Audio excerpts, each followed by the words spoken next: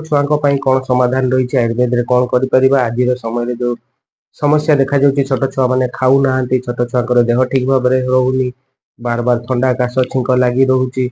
ए सब जिनस सब मुख्य कारण हूँ प्रथम हूँ छोट छुआ इम्यूनिटी जदि आम इम्यूनिटी को ठीक रखा जिनस आम सब जिनस को रखिपर द्वितीय कारण हूँ गोटे छुआर सदा सर्वदा कृमि होता है कृमि जनित समस्या देखा जाए जो खाद्य ग्रहण बा खाद्यर आपेटाइट कमी जाए तो ये दुईटा जिनस आयुर्वेद समाधान रही आप डाक्तर को परामर्श नियंतु डाक्तर को परामर्श नहीं आयुर्वेद मेडिसिन छोट छुआ को दे पारे।